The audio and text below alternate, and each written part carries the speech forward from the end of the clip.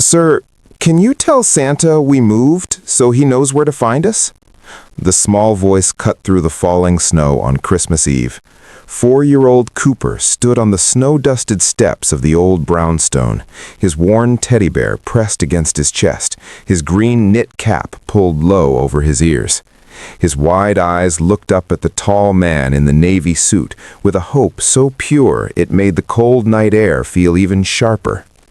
33-year-old Preston Caldwell had been leaving his company's holiday charity distribution when he heard it. He'd spent the evening overseeing food donations, writing checks, maintaining the careful distance between his wealth and others' need. But this voice, this question, stopped him completely. Behind Cooper, 27-year-old Vera Montgomery sat on the worn steps, surrounded by 2 duffel bags and a cardboard box tied with string. Her face was pale with exhaustion, her blonde hair escaping from a loose ponytail, her eyes carrying the weight of 1,000 decisions made in desperation. When Preston's gaze met hers, she looked away quickly, ashamed, protective. "Cooper, honey, we talked about this." Her voice cracked slightly. "Santa is very busy tonight." "But what if he goes to the old place?" Cooper insisted, his lower lip trembling. "What if he leaves my presents there, and we're not home anymore?" Preston felt something twist in his chest. He recognized those duffel bags, that careful arrangement of belongings. He'd seen it before, years ago, when his own mother had packed their lives into whatever containers they could carry, before his father returned from deployment, before everything changed. "May I sit down?" Preston asked gently, gesturing to the step. Vera stiffened. "We're not loitering, we're just resting. We'll move along." "I'm not asking you to move," Preston said softly. "I'm asking if I can sit. It's been a long day." Something in his tone, in the genuine weariness beneath the expensive suit, made Vera nod slowly. Preston sat, maintaining respectful distance, his leather shoes dusted with snow. "I'm Preston," he said, looking at Cooper, "and I think Santa is pretty good at finding people, even when they move. He's been doing this a long time." "Really?" Cooper's eyes brightened with desperate belief. "Really," Preston confirmed. He glanced at Vera. "How long have you been out here?" 2 hours, she admitted quietly.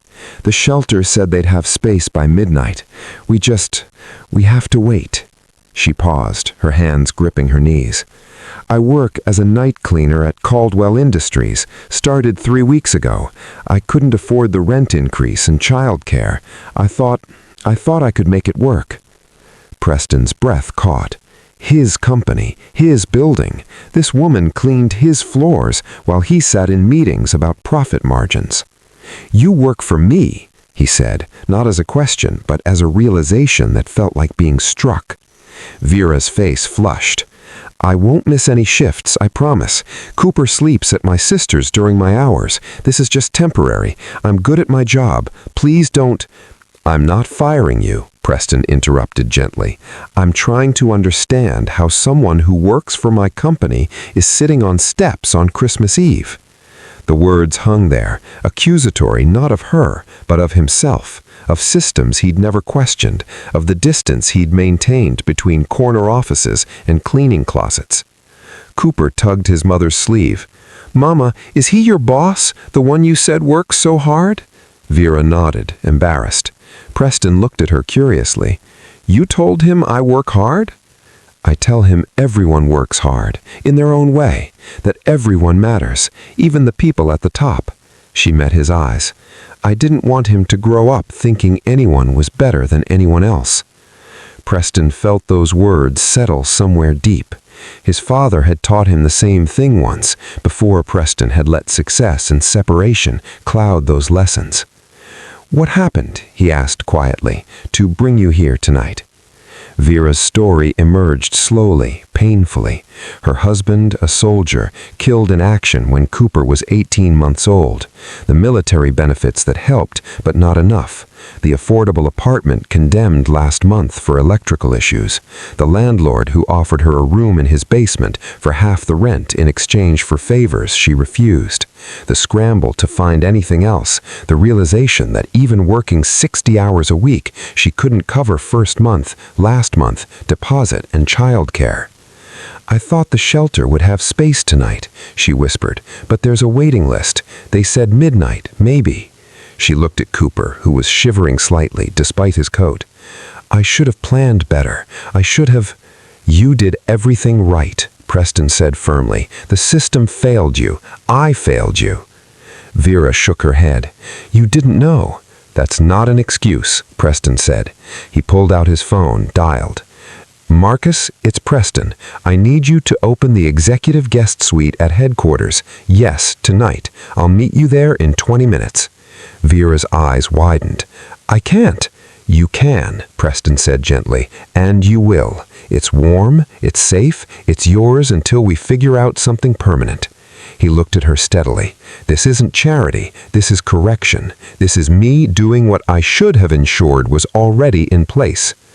As they walked through the snowy streets toward Caldwell Tower, Cooper between them, the boy slipped his small hand into Preston's. "Thank you for helping us," he said simply. "Mama says kindness is the best present." Preston's throat tightened. "Your mama is very wise." At the building, Marcus had prepared the suite, warm, furnished, stocked with food. But as they entered, Vera noticed something that made her stop. On Preston's desk, visible through his office door, was a photograph. A young Preston, maybe 8, sitting with a woman in military uniform. "That's my mom," Preston said quietly, following her gaze. "Army nurse. She raised me alone for 3 years while my dad was deployed. I remember what it felt like, waiting, worrying, trying to be brave for her." He paused. "I remember the Christmas we had nothing. And I remember the battalion commander who gave us his family's guest house, no questions asked. He said, 'We take care of our own.'" Vera's eyes filled. "Your mother must be proud of you." "She died when I was 19, Preston said softly. "But I hope she would be. I hope what I'm doing now would make her proud." He looked at Vera directly. "Starting tomorrow, I'm reviewing every employee's compensation. I'm establishing emergency housing assistance.